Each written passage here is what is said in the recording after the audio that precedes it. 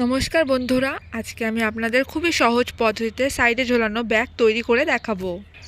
এখানে main fabric, shopping bag আর লাইলিনকে একসাথে আমি জুড়ে নিয়েছি। এখানে কাপড়গুলোর লম্বা আমি নিয়েছি 16 ইঞ্চ আর চওড়া নিয়েছি 14 ইঞ্চ। এবারে এই 16 ইঞ্চের দিকে কাপড়টাকে প্রথমে এভাবে আমি একবার ভাঁজ করব, তারপরে আবার এভাবে আমি আরেকবার ভাঁজ করে নেব।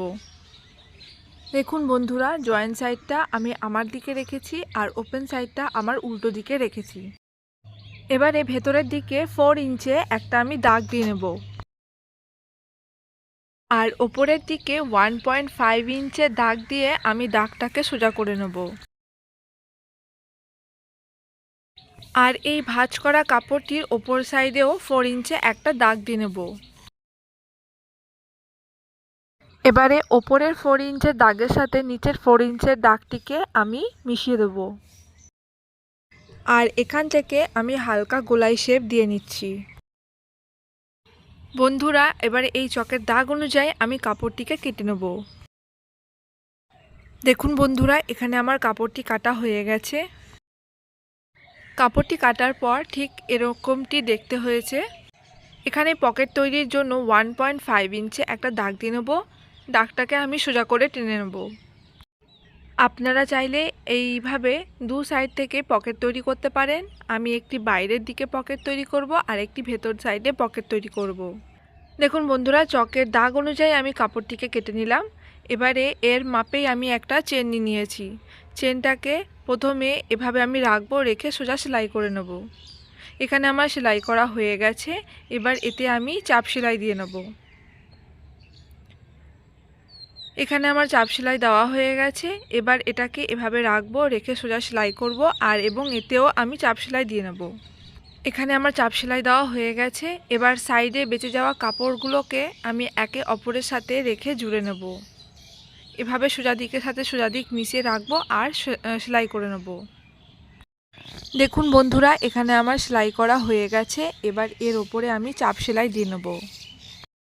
এখানে আমার কাপড়গুলোতে চাপ সেলাই দেওয়া হয়ে গেছে।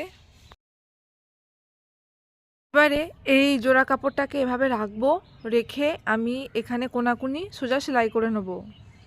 দেখুন বন্ধুরা, এখানে আমার সেলাই করা হয়ে গেছে। এবার এর উপরে একটা চাপ সেলাই দিয়ে নেব আর এই বাকি 3 সাইড থেকে আমি এটাকে সেলাই করে জুড়ে নেব। দেখুন বন্ধুরা, এখানে আমার সেলাই করা হয়ে গেছে এবং এক্সট্রা কাপড়টিকে এবার আমি কেটে নেব।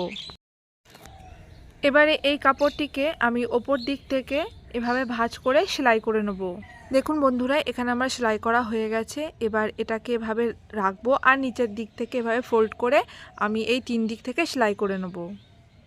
এখানে আমার সেলাই করা হয়ে গেছে। ভেতর সাইডে আমার একটা পকেট তৈরি হয়ে গেল আর বাইরের সাইডেও একটা পকেট আমার তৈরি হয়ে গেল। এখানে আমি ফিতে তৈরি করে নিয়েছি। ফিতের চওড়া হচ্ছে 1 ইঞ্চ আর লম্বা হচ্ছে 53 ইঞ্চ।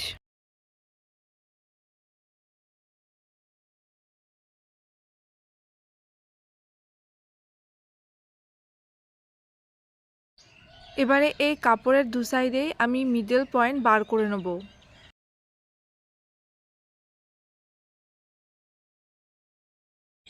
এবারে এই মিডল পয়েন্ট অনুযায়ী আমি ফিতেটাকে রাখবো আর রেখে আমি সেলাই করে নেব।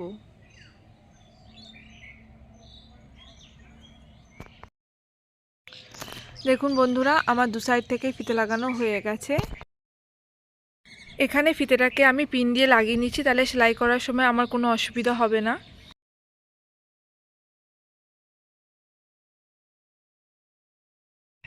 এবারে এই সাইডের কাপড়টাকে এভাবে ভাঁজ করব। ভাঁজ করে এখানে একটা চকের দাগ দিয়ে নেব। সেমভাবে এই দিকের সাইডেও কাপড়টাকে এভাবে রাখবো, রেখে একটা চক দিয়ে আমি দাগ দিয়ে নেব। চকের এই দাগ থেকে এই সাইডের দাগ অবধি কতটা দূরত্ব সেটা আমি মেপে নেব।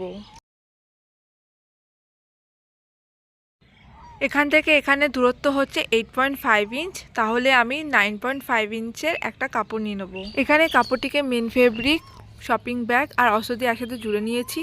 আর এখানে যা চওড়া 3 ইঞ্চ, এখানেও আমি সেম চওড়া 3 ইঞ্চ নিয়ে নিয়েছি। এবারে এই কাপড়টির মাঝখান থেকে একটা দাগ দিয়ে নেব আর এই দাগ অনুযায়ী আমি কাপড়টিকে কেটে নেব।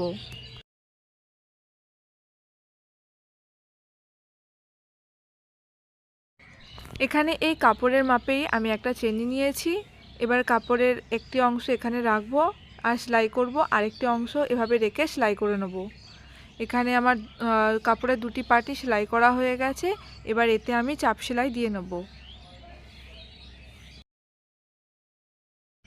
এখানে আমার চাপ সেলাই দেওয়া হয়ে গেছে।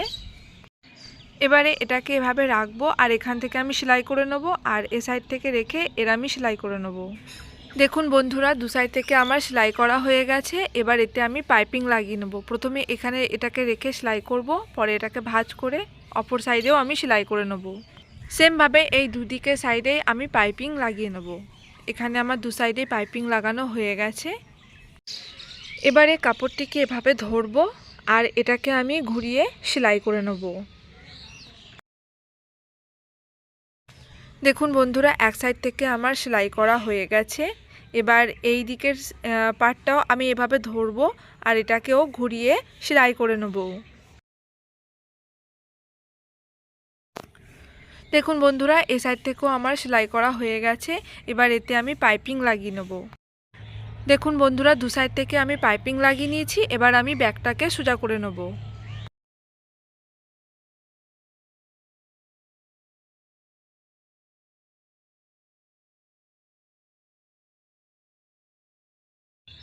দেখুন বন্ধুরা, ব্যাগটাকে আমি সোজা করে নিয়েছি। এখানে আমার ব্যাগটি পুরো কমপ্লিট হয়ে গেছে। আর আমার এই ভিডিওটি যদি আপনাদের ভালো লেগে থাকে তবে অবশ্যই লাইক, কমেন্ট, শেয়ার করবেন। আর আমার চ্যানেলটি যদি সাবস্ক্রাইব না করে থাকেন তাহলে আমার চ্যানেলটিকে সাবস্ক্রাইব করে আমার পাশে থাকবেন। ভিডিওটি দেখার জন্য আপনাদের অসংখ্য ধন্যবাদ।